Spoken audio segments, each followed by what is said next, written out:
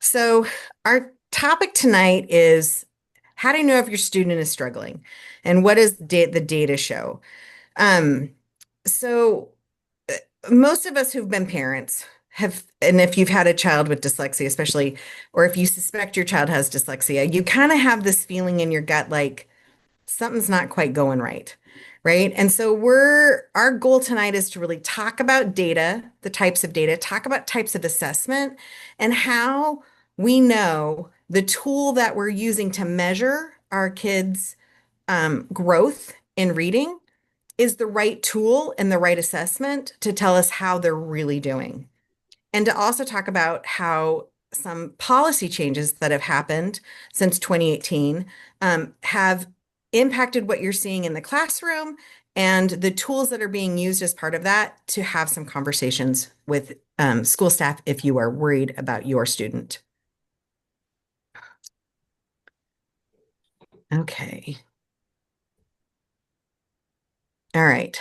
State laws for literacy screening.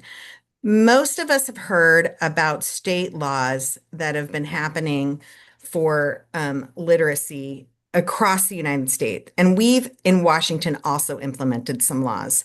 Decoding Dyslexia was very involved in the passage of our state's universal screening law.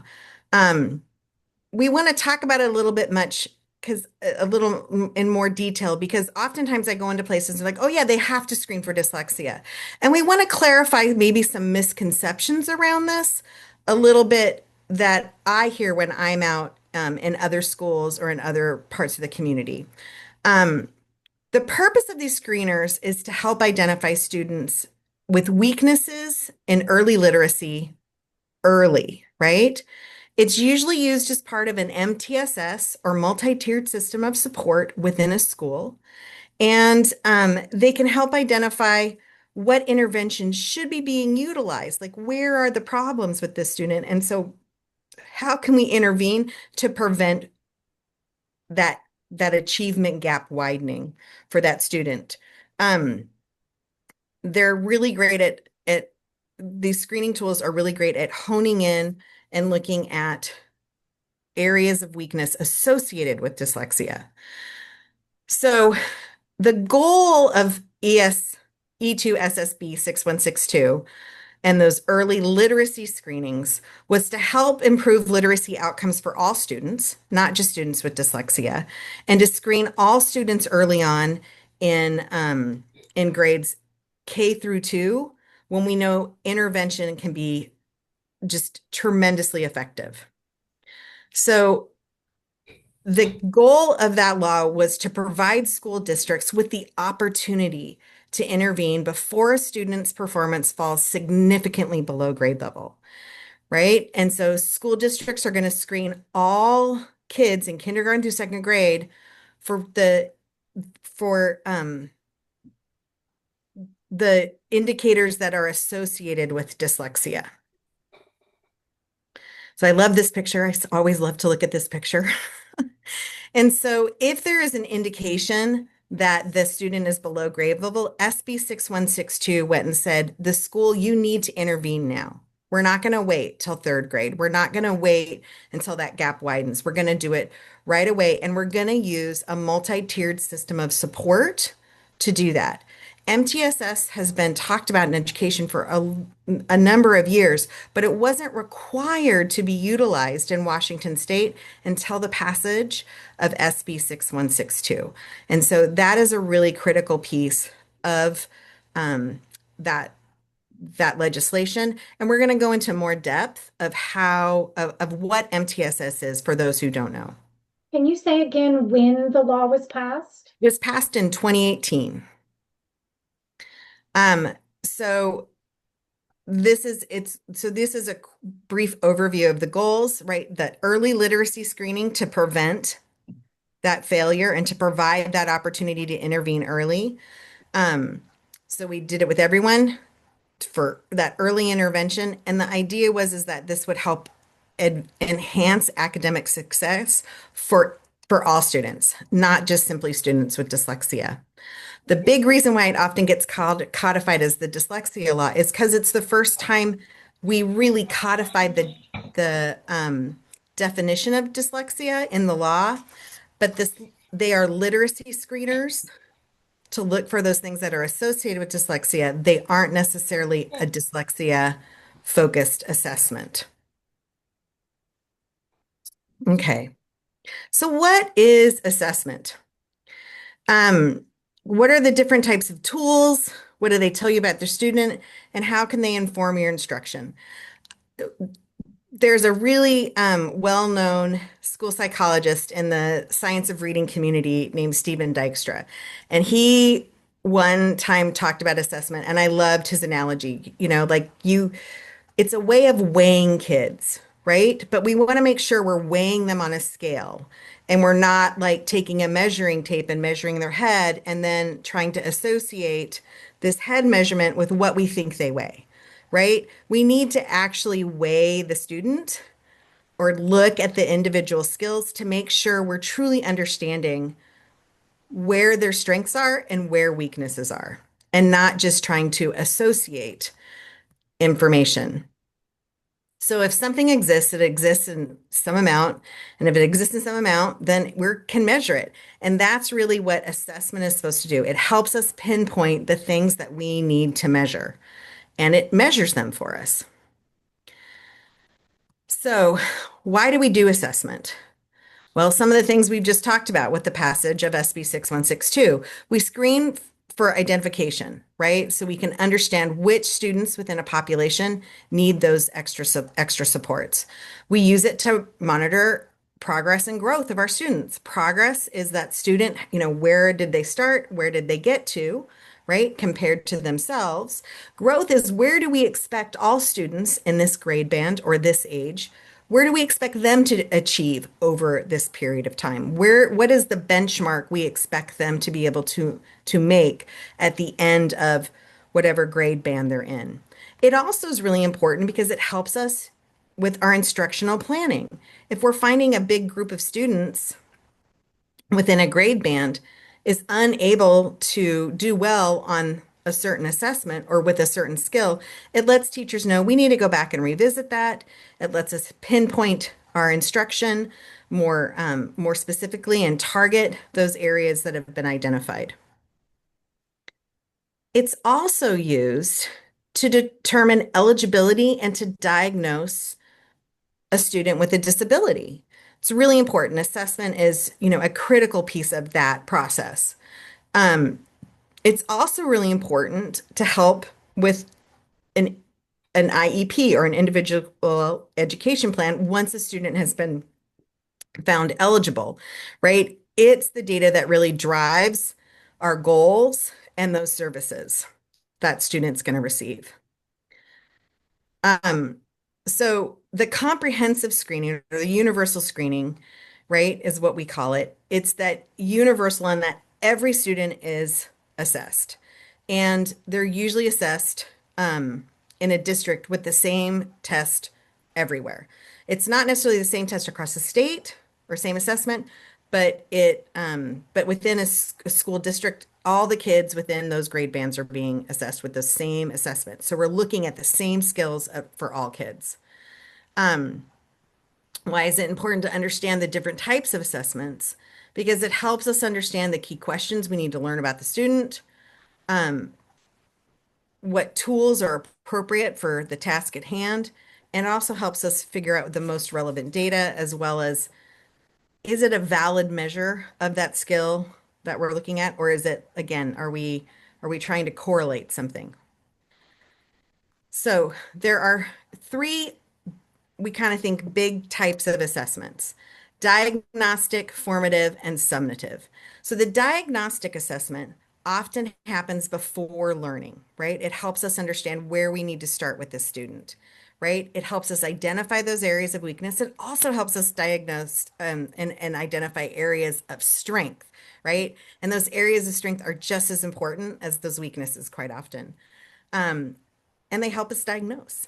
Formative assessment occurs during learning, right? And most really good teachers are telling you everything they do is a formative assessment. And it probably is. There's so much we can learn when we do error analysis, the quick little worksheet that student does. A great formative assessment are those exit tickets your student might complain about having to do. But there's all types of formative assessments. Some are more formal and some are less formal, like an exit ticket. But they're happening everywhere all the time, and um, they're used all the time in schools. The other one, I think that like my generation and older generations are the summative assessments. They're those tests that we do at the end of a unit or the end of something to show what has the student learned and retained. All are really important. Um, and we use them differently within that system of support, that MTSS system. Then we also have some other ways of looking at tests. We have standards aligned. So we've all heard of the Common Core state standards, or a private school might have a set of standards they expect all students to master during a certain grade band. So these types of assessment are given to all students in a particular grade. These happen periodically. Often it's 3 times a year. Um, they inform, are the students mastering the school's or state standards? Did they master the content, knowledge, or skill? Are they meeting those targets? And how do they compare to their peers? Um, and are there certain groups of students who are exceeding those goals or struggling? We often look at this aggregated data across our broader school populations to really understand, are there certain groups that we're not serving as well? Standard assessments can help us analyze that information. Then we have skills-based assessments, okay? And that US that I have in parentheses there, that stands for universal screening. So all students, right? And sometimes we might do more skills-based assessment with students who've been flagged from universal screenings, right? So we do it when students are flagged or when there's a suspicion something else is going on. We're going to go in and dig into those skills a little bit deeper. And they answer a number of questions. One, is there a diagnosed disability, a diagnosable? Are there specific areas of needs of weakness for the student, or are there certain strengths as well? What interventions are going to be needed? This can help us to, these types of assessments can help us determine that. And then another great piece about skills-based assessment, we can see is the intervention we're doing providing that meaningful benefit to that student. So when we think about standards aligned, the previous screen, those are often tests like the MAP test. If you're in a number of districts use MAP, iReady, right? SBAC. These tests can often be adaptive, right? And so what we'll find is that on those standards, they're really pushing to see where they are in those standards. Skills based, they're not really adaptive. They're really looking to see, here's the test. Kids get the same test, right? Can you spell these words? Do you know these math facts? Can you do these math facts in a certain amount of time? How fluent are you? So DIBELS is one. The KTEA, if you're doing a private evaluation, or the Wyatt. These are all skills based. We're picking one skill and we're really seeing how well that student can do at that skill comparatively to their peers, or if we have historical data, how are they progressing in those skills? All right. I'm going to let Jerome take over for the next slide. And I'll just like wave when I'm ready for you to move on. That's okay? Perfect. So, thank you, Heather.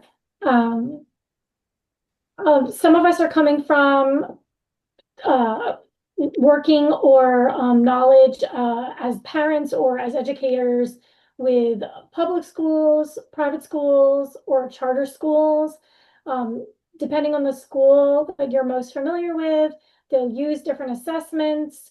I will say that this evolves over the decades. The assessments we used, 20 years ago are not the assessments we're using now. And the assessments we used 100 years ago are definitely not the assessments we're using now, for better or worse. In public schools, there's a lot more regulation on which assessments are used. They use state mandated assessments, standardized assessments in public schools to measure student progress and ensure accountability across the districts, across the state. And a lot of charter schools will also use those assessments, but not all of them. And those may vary within the charter systems. So private schools set their own assessment criteria. Some private schools don't even use mini assessments. There are a lot of private schools that use assessments, but not all of them. And some private schools use portfolio systems that don't really have an assessment element. Most private schools do use some sort of an assessment. Choosing alternative evaluation methods over standardized state tests is common in private schools.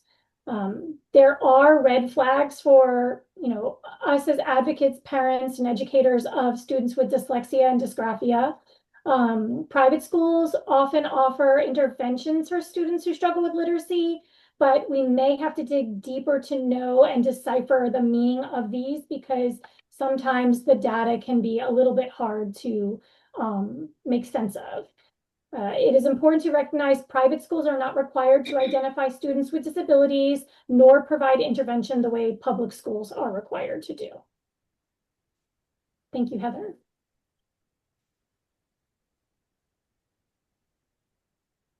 It is very important that assessments are using both standards-based and skills-based approaches. This ensures the consistency and alignment for ensuring that kids are not falling through the cracks, and ensuring that instruction and intervention is aligned with what the data is showing. So standard-based assessments provide consistent measurement aligned with curriculum goals, ensuring objective tracking of student progress. Supporting differentiation in learning is important because skills-based assessments identify individual strengths and improvement areas, enabling tailored and effective learning approaches. Those interventions, we want to make sure that they are targeting the skills that the students in that group need. Comprehensive student achievement. Combining standard and skills-based assessments provides a holistic view of student achievements and preparedness for future challenges. Whether it's public, private, or charter schools, we want to make sure that the students are growing in at least a year's progress in a year's time, whether they are in general education, gifted, or special education, multilingual learner, or anything else. Thank you, Heather. So there are a variety of assessments that are provided in private schools, public schools. I made this matrix based on the assessments that I see often offered in private schools. It's easy to find this data when you are looking at the assessment. If you can find out, not all schools list this. And in Washington State, it's often hard to find out what's the assessment that the schools are using. But here are a list that a lot of private schools are using, and some public and charter schools are also using these, some of these. So you can see a variety of skills that are assessed. Acadiance reading is one that I see a lot of schools in the Seattle area using. I also see, I think the SBA is frequently used in the Seattle area. It's the state test, so they have to provide. Yeah, Oh, they have yes. to do SBA. Thank you. Yeah. Good. I'm not familiar with it because this is not my, I haven't lived and worked in this area for very long. So you can see that there are gaps. None of these are perfect. And one thing that I wanted to really have an eye towards is only some of these are assessing phonological awareness skills. These are the foundational building blocks of how we are decoding words, putting words together at the letter level, at the syllable level, and beyond, compound words as well. So from early childhood grades up into middle and upper elementary and beyond, there are only some assessments that cover this important skill. Phonics and decoding, if it's a computer-based assessment, it may have a multiple choice, or it may have, I mean, only some of these have pen and paper options, and I did want to make sure that this is available so that you can see. A lot of students with dyslexia and dysgraphia really need that pen and paper option to be able to see and more pinpoint where they are in their literacy journey. A lot of schools talk a lot about reading assessments, but what is needed is not a reading assessment and an understanding of reading. We need a literacy assessment and an understanding of literacy. There's a difference there because reading can be visual verbal, and teachers may talk about we don't need to look at spelling, we don't need to look at the shape of the letters, or even if they're legible, we can hear a story and click through the answers by hearing them auditorily and not actually be reading anything. So this kind of tells you, can the assessment be read to the student? Can the response be filled out on paper, or can it be clicked with a mouse? If it can be clicked easily with a mouse, it may be that a student could fall through the cracks, which I see frequently when assessments do not have the pen and paper option. I'm gonna jump in, Yes, go Jerome, ahead. and I'm gonna totally agree with you. One that I see often is MAP, and MAP has a lot of accommodations in the K2 format. And what we see sometimes is then all of a sudden a student who looks average or even above average because of those embedded supports, because the MAP test says, these are emerging readers. So we do a lot to really help those students get through the test. But then come third grade, when those disappear because we're assuming you're reading, those students drop from maybe, say, the 50th percentile down to like the fifth or sixth percentile.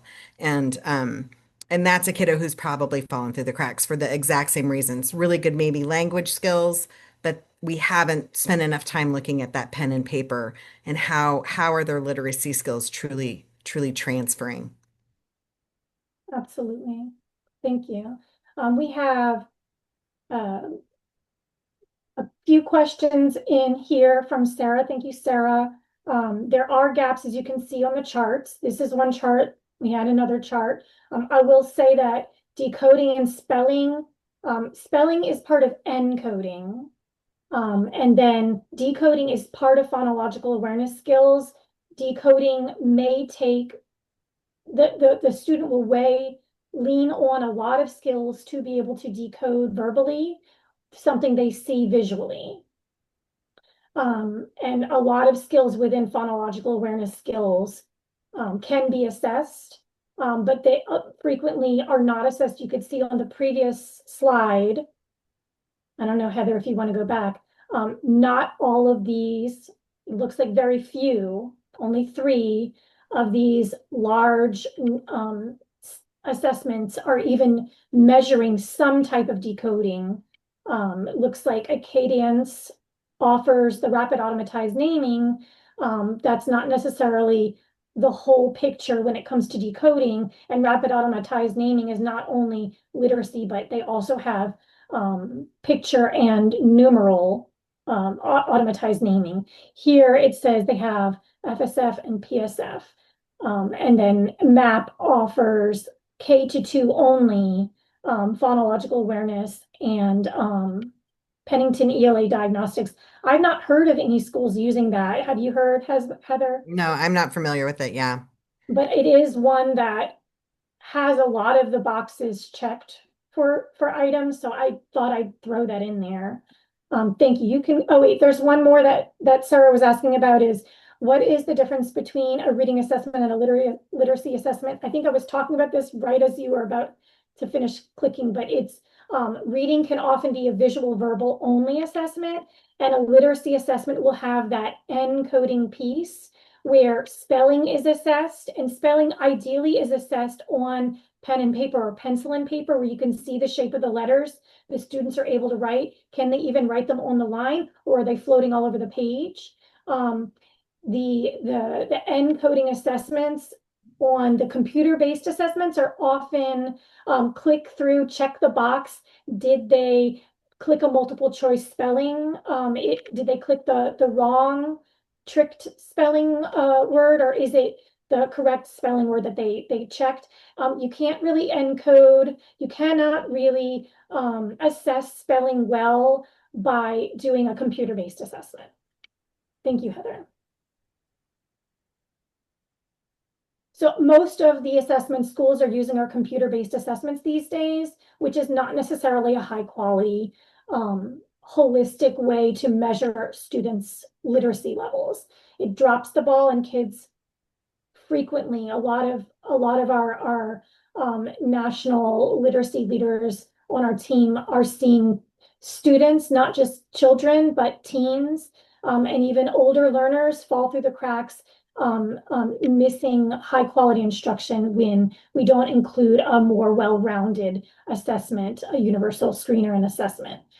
So here we have, are the assessments offered allowing the computer or a teacher to read the reading test to the student?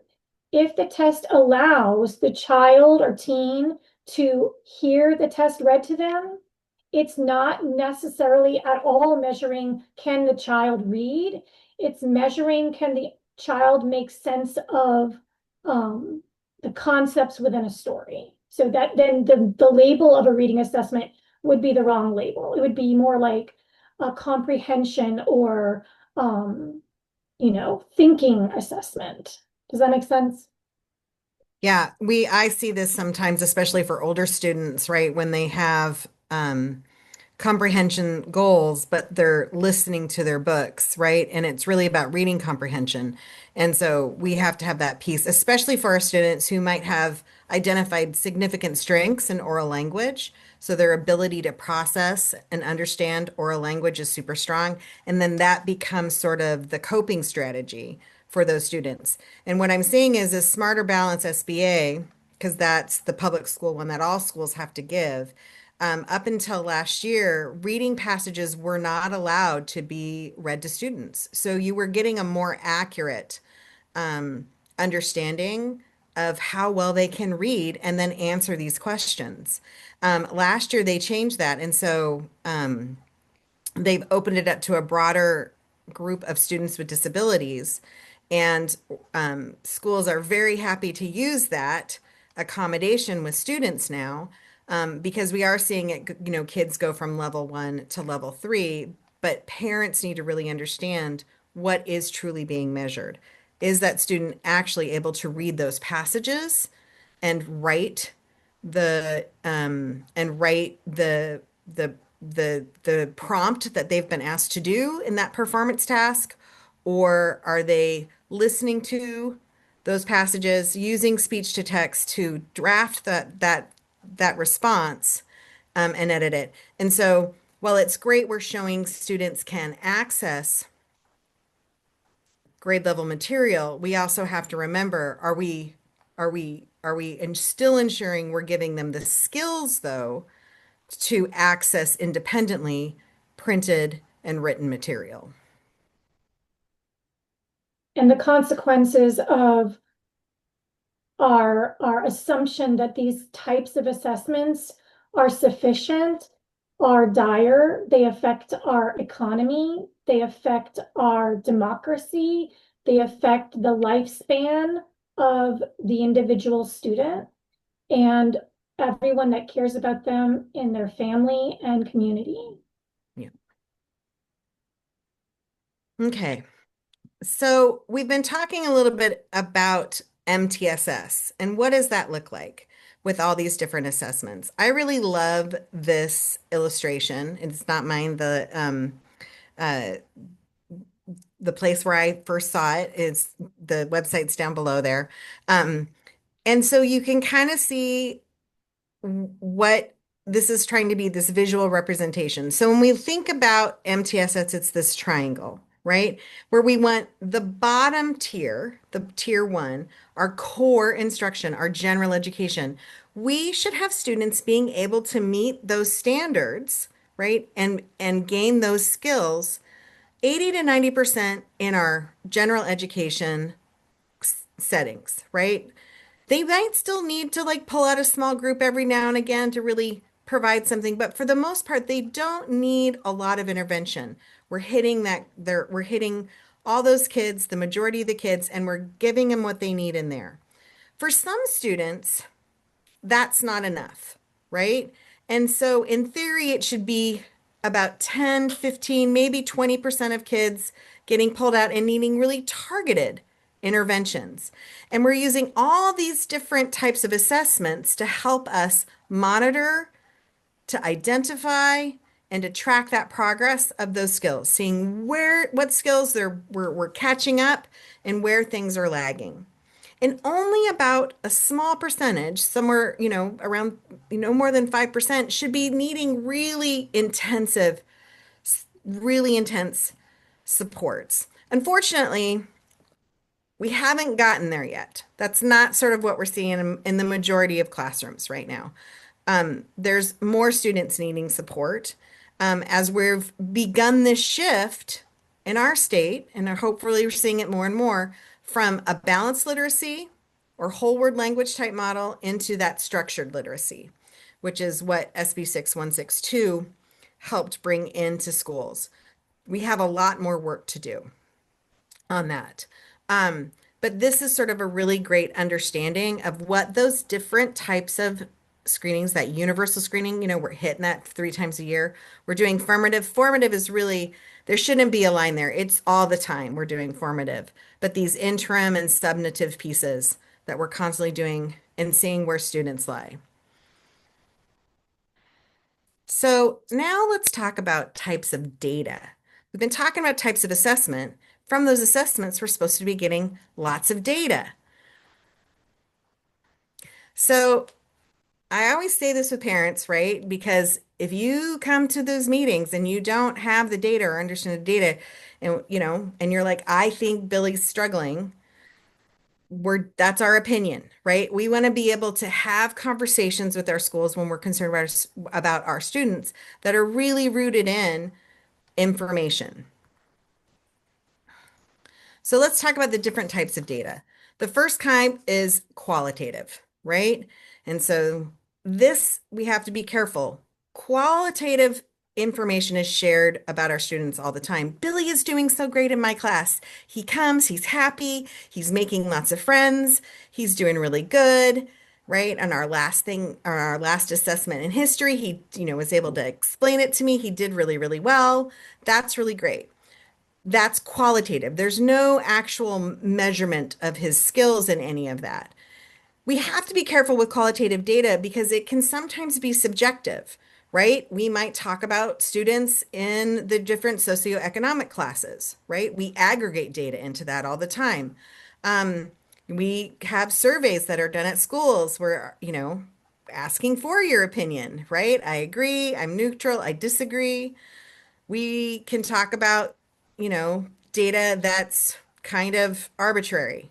I put hair color on here, right? And we can talk about those personal traits of our students, which are often strengths. They're curious, they're funny, they're happy, right? Um, there's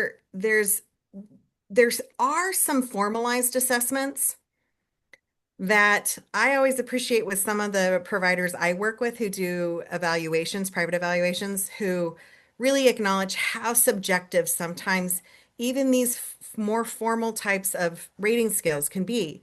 Because we have some students who are very good at masking at school and looking like they're doing well and happy, and then they come home and they fall apart. So what that teacher sees when they're doing an assessment like that, like the BASC or the brief, might look a little different at home. And so it's why it's really important when we're using more qualitative data that we're getting multiple points about that student from multiple environments and from multiple people. The other type of data that we talk about with assessment regularly is that quantitative, right? It is something that can be measured. It's a number. It's the words correct per minute. It's the rate they're able to read or write something or do their math facts, right? That fluency piece. It's the percentage they got correct on a summative assessment. Sometimes we talk about IQ. We have some other, we talk about standard scores and scaled scores. They're a way of measuring skills comparative to a student compared to other kids the same age. And so it's that quantitative information that's really this tangible number that we use. And that's what we think about most when we're thinking about assessment. But we do also have that qualitative piece as well. And so we have to have both that qualitative and that quantitative piece. Billy did really great on his spelling test this week. He got 100%, but we didn't give it into it in the classroom. We pulled him out and gave it into another room, and he got 100%, but it took us almost the entire hour to write those 10 words. So that tells me that Billy is quite good at knowing his phonics rules, but he's disfluent and he might have to think about it an awful lot. And so there's no automaticity there. So that having both those pieces of information really lets us understand how Billy's truly performing with his spelling skills. So with literacy screenings, screeners are types of these diagnostic assessments that are quick, reliable, and often target very, very specific skills. Okay, that's what we've been talking about. They're administered by a teacher, usually, to measure that specific skill. They're often assessed for an entire grade level, right? In that universal screening. And those types of assessments are also able to be very formative. We can do error analysis of the reading or the spelling and really have a stronger understanding of what skills the student has gained within their literacy sort of arc or scope and sequence within a curriculum and what they haven't. And they can also be used as a data point if we need to go do a more comprehensive evaluation. The multi-tiered system of support, that triangle with all those pieces we were looking at, it's that layered framework that provides that multi-level support group so we can help support students at all levels of ability within a classroom. It has those guided interventions, and it's part of a universal progress monitoring for all students that we're using, and we're seeing what's effective. Now, the goal for all of this is to turn those different pieces of data into information and that information then into insight so we can really support students making the progress and the growth that we want them to have. So how do we put this all in practice? What does this look like when we actually get a report from school? Okay, so here's some sample reports. So this is DIBELS or M-CLASS, right? M-CLASS is they have contracted to be able to use that assessment. And so when you get that report where it says M-CLASS, it really is your DIBEL composite. So this is a kindergartner. Okay, this is a sample report from that I've pulled off online from the provider here, and he's a kiddo who's coming to kindergarten with not very much literacy skills at all, right? Which is not uncommon. And what we see here is, so the green here is the benchmark where we expect a student to be able to be. The yellow is where we need some of that, targeted support. And the red is where we're like, he might need some intensive support, right? So these are really written to sort of help make it really easy for families and for teachers to understand where that student might need some support. What we can see here is his print awareness is not very good. His phonemic awareness is not really good. He's having a hard time stretching out those words, kind of like what Jerome was talking about. And then, but we go down here and we see, oh, but his language skills, he's at a 19. He's right solidly up in the benchmark area. So we have some strengths here. He's very good with language. And so this is a student who I would, if I was the parent and I got this, I would be like, I would want to know what are the intensive supports that are being provided right now to the student. This student's going to need probably some pre-teaching, some reteaching, and how can we support that student at home? Here's another view, a different type of report. It's the same assessment. If you're in Seattle, this might be what you see when you get your students' DIBELS scores. And what we can see with this student is when he started first grade here, we don't have his kindergarten scores, but he started in first grade. And he started out much like our kindergartner. He was not doing very well. But if we look in the next column, the middle of the year, from the beginning, we can see he's definitely had some progress and some growth. He went from well below to being at benchmark for his phonemic awareness, right? His letter sound knowledge has increased. He's slightly above benchmark, right? So this is a student, and this is where you can say what's happening, right? How can we provide a little bit more support around these other areas where there's areas of weakness, right? How can we support that at home?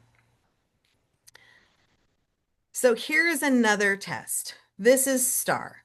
And this was used in some other districts. I've seen it used in a number of private schools in the area. And this again is a sample report. It's not a real student, but this is Bella. Okay. And as we can see, Bella is struggling. Now, STAR, the data showed here, doesn't measure a lot of specific skills. It doesn't have a thing for that phonemic awareness. It doesn't have a spelling component that's being shared here. It's really talking about the broader piece of how well is the student understanding informational text? How are they doing with literature? She's got some scores where she's in the red and she's got some scores where she's in the yellow, but we're not really at benchmark for these pieces yet. And that's pulling her down. So these is where I would go talk to the teacher and say, how is she doing? Do we have some more assessments that measure spelling? Do we have more assessments that are measuring her reading fluency, that decoding, phonemic awareness? Do we have that? And can we look at that and then talk about how we can support her better? Here is another STAR report. I love it when you get both of these. And it's for the next reporting period. And what we see here is Bella is now at benchmark. And it's great. We have Bella's line here, and we have where we expect students to be on benchmark. And this now has multiple reporting periods where we're seeing her overall performance, right? Now, this is great, but I would still want to know, how are we doing with that skill building? We clearly maybe did some skill building and we got better, but what else was going on? And are there still areas of weakness that we need to address? She's clearly doing so much better, but we don't, where do we still need to fill in holes? Okay. Another assessment that gets used a lot in the Puget Sound region is iReady. Okay, lots of schools are using iReady. And iReady, you usually have just a year's view is what I see students provide to families. So this was a fifth grader. He was tested at the beginning of the school year and he's had his mid-year test. Usually I see iReady administered about 3 times a year. Sometimes it's 4. Some students individually we might be doing more with, if depending on where they are in that MTSS triangle. But this student was done really well. And the other piece that I want to push out here for people on iReady, and they're starting to change this some, you'll often see things like tested out. And so for most people, tested out, and for me in the world of assessment, it means that you hit that ceiling and you mastered it and you went on. Tested out on iReady means you weren't tested. So this is a sample report, but I have seen kiddos in some districts when they get to 3rd grade And we know phonemic awareness has been a problem. That has to be measured in Washington State because that was part of SB 62. You had your universal screening had to look at phonemic awareness, phonological awareness, letter sound knowledge, and rapid onomatized naming. Okay, it had to have those four components, and they needed to ask about family history. Um, that was the fifth pace, but we don't assess for that. We have a conversation. So what I've seen for kids who are struggling is that it come to third grade, it says test it out. And we're like, oh, all of a sudden our phonemic awareness is really good. She tested out. When what it actually means is she was never tested. And if we do run the test, if we do get the school to open up and give that test, we can see they're sometimes still lagging their peers. But it's sort of one of those pieces that it's so foundational. By the time you get to third grade, we sort of assume you've begun to master that. So let's look at iReady data in another way now. This is a student who uh, we have year over year in data. And when this student started in kindergarten, so the student is blue, so that needs some targeted support, that's the yellow. And then benchmark is the gray, okay? So the benchmark is where we assume students are going to be achieving for that grade band every year. This is where we expect them to get that standard that they're going to meet. This means that they're behind that standard, right? But they're getting close, okay? And this is our student. Our student is in blue. And so we've got the where they are, their sort of global score, that composite score for every interval of assessment. And what we see is when he started out in kindergarten and even into first grade, he was kind of, he was doing pretty good. He was almost to benchmark. But starting in first grade, as that literacy expectations really ramp up, what we see is that his skills were not. And in fact, we see a bit of a dip here. That could be an anomaly. We want to look at the bigger, this is one day, one time, but why that's longitudinal look with this kind of data is so important and why other little bits of data from formative assessments could really help us figure out what was going on there. But as you can see, his his growth, his progress compared to his peers has not been equal to what is expected. His achievement gap is widening. And so this is when we do want to go in and talk about how do we intensify services. And sometimes you get data like on that star report and you can see that really easy. This is a student that we went and plotted it out to be able to understand it better. Okay. Is this view something that the schools normally share in a report, or do you have to ask for it? I created this because they do not share this in a report, Okay, thank right? you. I took the numbers and plugged it all in. You get the numbers on your sheet, but sometimes you have to go in and plug it in, and then we can look at this. All right. Oops. So I don't know if Jerome, you want to talk about this or if you want me to talk about this. We've had this conversation together now, and it's spelling. And Jerome really hit in her part where she's talking about those tests and how important spelling is. But what I hear consistently in the support group that I'm in and from clients and from going to districts and talking to teachers is that, oh, we don't do spelling, right? And or spellings you can't qualify for spelling in an IEP, right? Or the literacy screeners, I'm going to say, we had that letter sound knowledge piece, but a lot of literacy screeners, they're done on the computer and there's no spelling involved. And so what we do know is students with dyslexia often have this orthographic processing weakness, right? And you add that to RAN and phonological processing issues, which are also often common with students with dyslexia. And those kiddos can be the most difficult to remediate. And if we're not looking at spelling as part of this, that part can be missed pretty easily.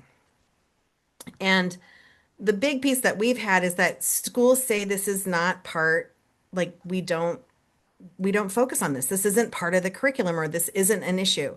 And so I really wanted to call out where in the WAC or Washington Administrative Code and our revised Code of Washington where it's where spelling is completely called out, that it is something we need to watch for, right?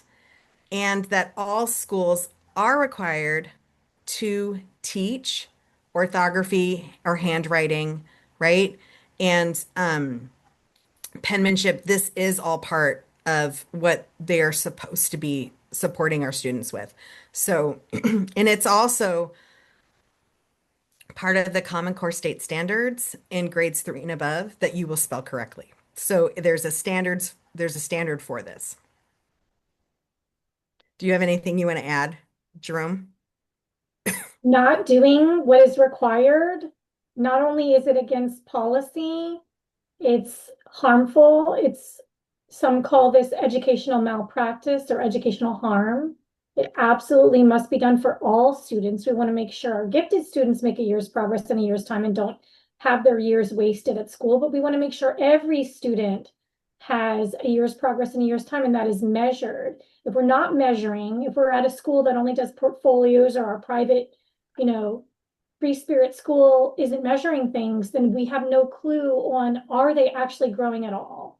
We can Yeah. say that they're smiling and they have red hair and their favorite animal is the aardvark, but we need to make sure that they're growing and Yeah. we need data to do that. When E2 SSB 6162 got passed, Decoding Dyslexia created some really impressive, in my opinion. I know I'm part of it, so I'm a little biased. But I think they're really great tools for families to gather not only that quantitative information that you're going to get from your your assessments at school, but also the qualitative information you're going to get from home and from you and knowing your child best, where you can sort of start writing this information down and come to to a meeting or go have that conversation where you can really be like, no, this is what we're seeing. So we've got this if they haven't asked you about family history, you can sort of go through this checklist and be like, yeah, this is an issue in our family, and we do need to talk about it because that is an extra risk point for my child and might be explaining why that student is struggling or is not responding to the intervention that's being provided. We Family also, history may not be like this generation. It might be a grandparent or it could be, a third cousin. Like I have my first cousin's children and my son both identified, but no one in my generation got diagnosed, nor in anyone previously, even though we all struggled. yeah, we have we have a really great piece on why intervening earlier is better. So if they're like, oh, I mean, I can tell you what I heard about my daughter. Oh, she's so bright. Oh, she'll be fine. We just need to get past this time. Don't you worry. She's gonna do okay. Right? And she is. She's doing great. But we needed intensive intervention early. She's severely dyslexic, right? And starting, I'm going to say we kind of knew it was coming for my younger kiddo.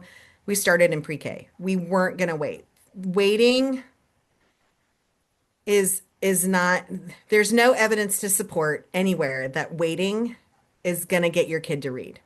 What the evidence shows is early intervention is what makes the biggest difference. And then third, this sort of breaks down that that legislation that was passed, all the pieces that were part of that. Again, that screening. We've talked about the multi-tiered system of support, that structured literacy versus balanced literacy or whole language. But the other piece that we haven't talked in this is that there was significant teacher training that was occurring after that passage. And I know Sarah was really involved. We had a dyslexia advisory group. They were really working on things. And some of our partners were involved in that as well. And there's been a lot of education for teachers and professional development, but we're going to be the first to say we need to do more and we need to do better. And then that communication with families. You should be receiving these scores. And if you're not, go ask for them, right? if your student is in like a LAP program or in an intervention program because they've been identified, ask for that data too. You can continue to gather that information, and the big important piece is to really track that, look at all those pieces together, and really understand how can we provide more targeted intervention or support when we see that student who's struggling. Again, the idea is that we're preventing that big gap, we're targeting and hitting it early. I wanted to share this as well. This is the rest of our webinars that are coming up, but that's sort of the end of our formal presentation. Um, I'm wondering if there's any other questions that Jerome or I can tackle in the chat, Sarah? We have Yep, three. we got a couple. We have one. Can you speak to the reliability of STAR and some of the other assessments that some of the other districts are using? So that's a question I would go back to your district and or school and talk to them about, like, why did they choose STAR, right? STAR will tell you they're a valid assessment, right? They are a well-known assessment. But then it's like, can you tell me what you're looking to measure? And then how are we measuring those additional skills, right? Because STAR, I'm going to tell you, my student, one of my own kiddos, has been a suspect, and his stuff looked all over all the time. I'm like, how is this the thing? It also is an adaptive test. And so, I think those adaptive tests, it's really hard because we don't necessarily know what they were assessed on, right? Which is why some of those skills-based assessment to complement those other assessments is really needed to know where their actual achievement is on things. Okay, another one we have is, how do you see Amira fitting into a comprehensive literacy assessment system? I'm not Amira. sure I understand the question. Is that Amira? the name of an assessment? I Gloria, don't would know. you like to jump in? You can unmute yourself and ask your question. Hi, thank you so much for all your resources. So I wanted to ask about Amira. So Amira is a current AI-powered reading assessment that supports students and is used in many kindergarten through fifth grade classrooms. So what it does is listen to the students read aloud, and then it analyzes their oral reading in real time, and then it gives us data on accuracy and words per minute, fluency, error patterns, foundational skills indicators like phonics, decoding. So it measures pretty much the oral reading fluency, and it's just like a progress monitoring tool that now is using beginning, middle, and end of year. And I just wanted to know if you knew a little bit more about it and what were your thoughts. I have not had the privilege of getting to work with a school district that is using that yet, so I don't have the background knowledge to say about its validity. Usually you can go um, to the website from Amira or the parent company, and they will have some data on how they're validating their test. Hopefully, maybe even how they're norming it if it's normed like that. Um, some companies don't share that as willingly. I'm still don't know how iReady is normed. I would love to know. And if anyone knows, I would, share it with me. I'd love to know. I do take and get their normed scores for all the grade bands every year. It sounds like this could be a really great thing. I think that there's a lot of, as Jerome said, what we were using 20 years ago is not what we're using today. And we do want assessments to be updated. AI can do some amazing things. Um, I would love to see if there's any longitudinal studies to show how effective it is in bringing up students' grades and how test schools maybe were at utilizing it to inform instruction? Those would be the questions I would be going back to my district and asking, and then doing some research myself. But unfortunately, I can't speak to the validity or um, how to use that because I'm just not familiar with it. And we also want to talk about the cost benefit analysis because depending on, how much Amira is charging the school to use it, is it really the best bang for the buck? There are a lot of orthographic inclusive assessments that measure what the most important part of the data is that encoding spelling data from pre-K level all the way through 12th grade level, making progress in consonant, vowel, consonant words all the way up to Greek and Latin root multisyllabic words. Are students being assessed at every grade level? And can they write? Can they write and can they write at the word level and beyond with accuracy and skill and pride in themselves? That should be assessed. And is Amira draining the budget from other things that are needed? Yeah. What's the cost benefit analysis that was done when it was looking at being adopted? That's a great point, Jerome, because sometimes the assessments that are like these paper pencil, while they take more time for our teachers, they often can provide the most informative information about our students. And that information cannot be like there's no ed tech workaround. And if you're a school that has like a model UN or an ethics component to your school model, diving deeply into AI to do every classroom assessment, a large component of that with something like Amira, that would be something that the PTA and even the student ethics board might have something they want to say about that because of the impact on the rainforest. I know we're running tight on time here, but we have one final question I'd love to just squeeze in. And that was, how do you get schools to address spelling and penmanship? That would be its own workshop.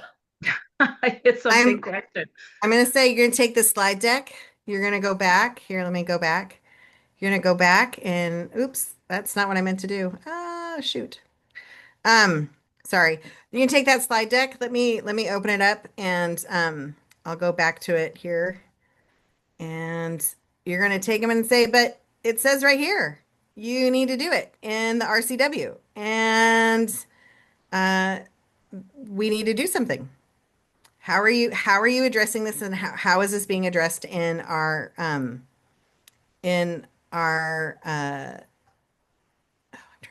trying to share this. I'm sorry. And what's the timeline to get this implemented? And yeah. Or what is the district policy for it? Yeah. Yeah, because it is part of our common school requirements. So, right, common school curriculum, that means all like our public schools, all common schools shall give instruction in reading, handwriting, orthography, that's spelling, written and mental arithmetic. And spelling is noted again in the area required for schools here, mandatory, oops.